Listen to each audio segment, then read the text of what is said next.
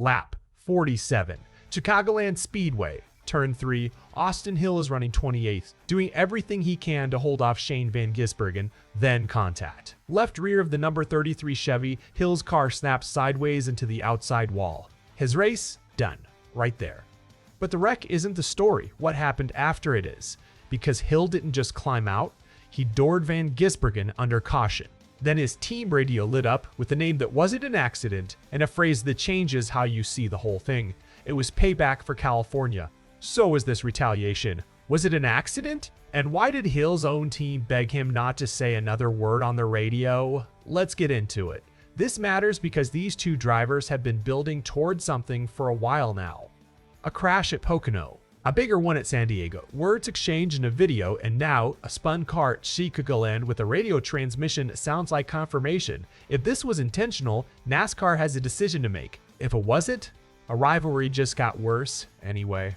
Either way, Austin Hill's day, and maybe his relationship with Shane Van Gisbergen, will never be the same.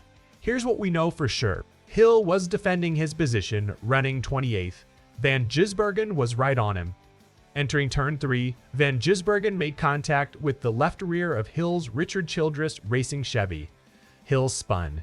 He hit the outside wall. His race ended on the spot. Now here's where it gets complicated. The source material shows Van Gisbergen drove into that corner deeper than his own normal line based on the SMT data. He was following Hill's tire track the whole way in, but Hill wasn't just driving straight either. He moved down in the corner, reacting to Van Gisbergen, trying to aero block him off. Two drivers, both making moves. One of them ended up in the wall. As for why Van Gisbergen drove in that deep, the source doesn't say. No radio comment, no explanation. He only talked about how his car was handling once the caution flew. Silence from his side, not from Hill's. The RCR radio was loud after the crash. Hill's voice tight. Just wait. His team immediately, don't talk about it. Think about that exchange for a second. A driver just wrecked. His first instinct isn't to describe the contact, it's to signal that something's coming. And his team's first instinct is damage control. Then his spotter, Derek Nealand, said it plainly over the radio, naming Van Gisbergen, frustration in his voice. And then car owner Richard Childress himself on the radio. It was payback for California. That's not speculation. That's the team on record tying this moment directly to a prior incident. So what happened in California? The source doesn't lay out full details of that specific race, but it does show this rivalry runs deeper and further back than one afternoon at Chicagoland. Because Hill wasn't done. His team got him back on pit road, tried to patch the car up. Instead of parking it, Hill rolled back out. He drove up to Van Gisbergen's car. His team could see what was coming. Big picture, Austin, please. They pleaded with him. He didn't listen. Hill drove into Van Gisbergen's car into the driver's door before finally taking his wrecked Chevy behind the wall for good. That's not a spin exiting pit road. That's a driver making a choice with his team begging him not to in real time. So where does this rivalry actually come from? It goes back to 2024, when Hill and Van Gisbergen raced full-time against each other in the O'Reilly Series. More recently, Van Gisbergen has pointed at Hill for two separate incidents, Pocono and San Diego. He even called Hill a spud in a video posted back in June. At Pocono, Hill pushed up the track while racing 3 wide. That move collected the two cars running above him, Van Gisbergen included. San Diego was worse. Hill was battling Connor Zilisch for the lead on a restart. He missed the apex. That mistake triggered a multi-car crash, and Van Gisbergen, running right behind it, was collected and destroyed in the wreck. Van Gisbergen didn't let it go quietly either. He blocked Hill as Hill tried to drive away from the scene, and when reporters asked him about it right after the race, he wouldn't talk about Hill at all. Silence again, a pattern with this guy. Now fast forward to Chicagoland. Same silence from Van Gisbergen on the radio, but this time a payback line from Hill's own car owner. 2 incidents Van Gisbergen blames on Hill. One incident Hill's team is calling payback. That's the shape of this rivalry right now. After the race, Hill spoke with media outside the infield care center, including motorsport.com, and his answers were pointed.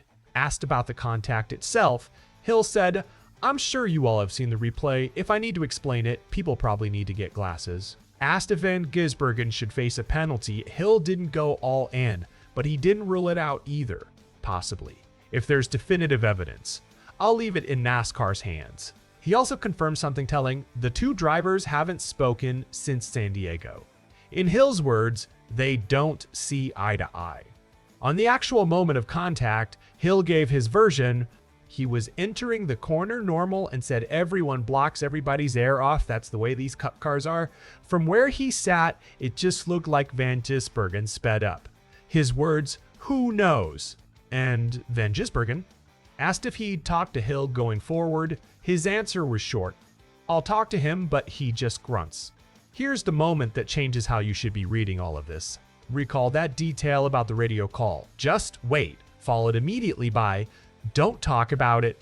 The source notes that in recent similar clashes, penalties have only come down when drivers openly stated their intentions over the radio. Nothing was ever said outright here. That silence from both drivers in different ways may be the entire reason nobody's facing consequences yet. Van Gisbergen never explained the deeper corner entry. Hill never got to finish his sentence. And NASCAR's left with SMT data, a wrecked race car, and a payback quote from a team owner, but no driver on record admitting intent. That's the real story here, not just a wreck. A rivalry that both sides are managing very carefully in public, while the tension underneath keeps building anyway. So here's what actually matters. Austin Hill's race ended at turn 3, but the retaliation afterward is what's going to follow him and Van Gisbergen into next week.